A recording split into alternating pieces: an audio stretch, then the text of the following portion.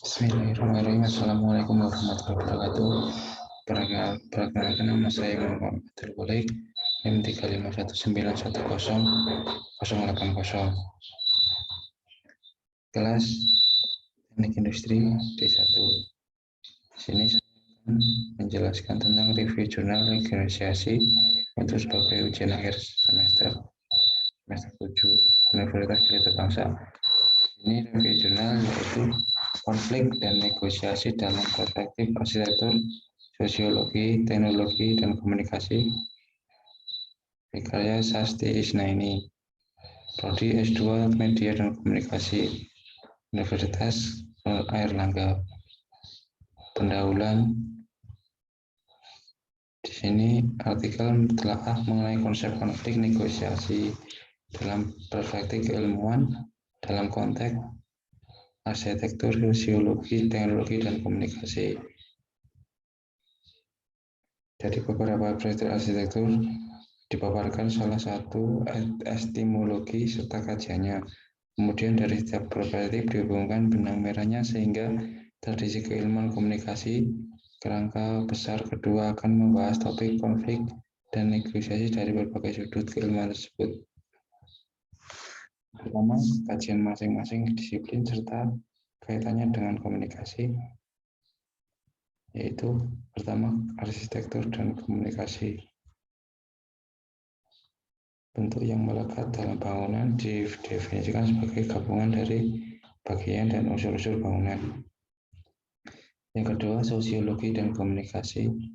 Sosiologi adalah ilmu pengetahuan tentang masyarakat. Masyarakat adalah sekelompok individu yang mempunyai hubungan memiliki kepentingan bersama dan memiliki kebudayaan.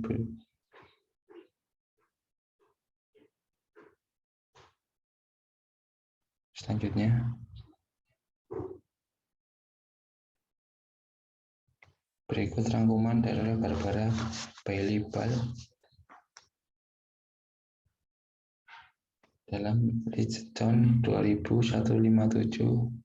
Yang pertama, individu mengambil keputusan yang bertindak sesuai dengan pengertian kesubjektifan mengenai suatu situasi yang mereka tentukan sendiri.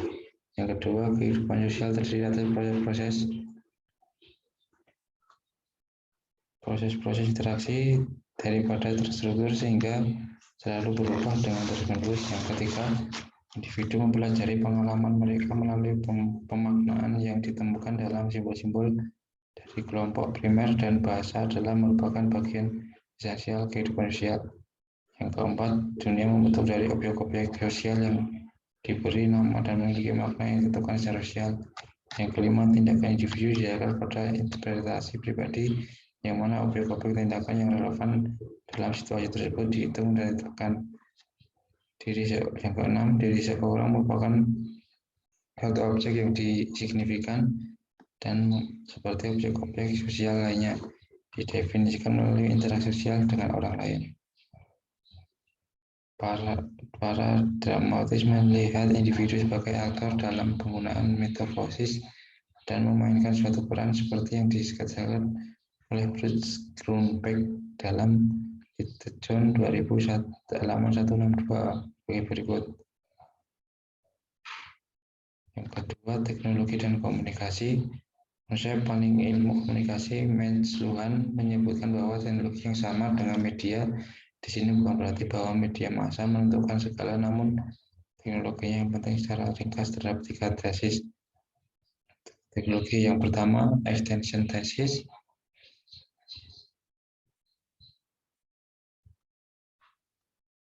Yang kedua, environmental thesis, dan yang ketiga, multi-content medium is in the message. Selanjutnya, konflik dan negosiasi dalam berbagai perspektif dibagi 3. yaitu pertama, konsep didefinisikan sebagai situasi yang terjadi ketika ada perbedaan atau pendapat, perbedaan cara pandang di antara beberapa orang, kelompok, dan organisasi. Sikap saling mempertahankan diri sekurang-kurangnya di antara dua kelompok dan memiliki tujuan pandangan berbeda dalam upaya mencapai satu tujuan dengan mereka, sehingga mereka berada dalam posisi bukan kerjasama. Konflik sebagai suatu perselisihan dan perjuangan yang timbul bila keseimbangan antara perasaan, pikiran, hasrat, dan perilaku seseorang terancam. Sementara itu menurut Douglas Ben Bevin tahun 9779, konflik adalah perjuangan antara kekuatan-kekuatan independen. Konflik dan negosiasi dalam sudut pandang arsitektur menurut Jack 1997 halaman ketiga, dan konflik antara material bangunan, struktur, bentuk ternyata perambahan menuju sebuah kondisi yang lebih kompleks seperti yang dinyatakan oleh Jeng 1997 halaman 8. Konflik dari negosiasi sudut pandang sosiologi menurut teori Risen dan Goodman tahun 2001 halaman 714, teori berdasarkan pemikiran sarana-sarana produksi sebagai unsur pokok pemisahan kelas dalam masyarakat. Teori konflik muncul sebagai reaksi dan munculnya teori struktural fungsional. Menurut Rambu 2007 halaman 56, penyebab konflik dalam sebuah masyarakat modern antara lain disebabkan pertama, semakin tidak meratanya distribusi sumber-sumber dalam suatu sistem akan semakin besar konflik kepentingan antara segmen dominan atau lemah. Yang kedua, segmen yang lebih lemah, subkoordinat, semakin menyadari akan kepentingan kolektif mereka akan makin besar, kemungkinan mereka itu akan mempertanyakan keabsahan distribusi sumber-sumber yang tidak merata. Yang ketiga, segmen-segmen yang lemah dalam situasi sistem semakin sadar akan kepentingan kelompok mereka, maka semakin besar kemungkinan mereka mempermasalahkan keabsahan distribusi sumber-sumber, dan semakin besar pula kemungkinan mereka mengorganisir untuk memulai konflik secara terang-terangan terhadap segmen dominan suatu sistem.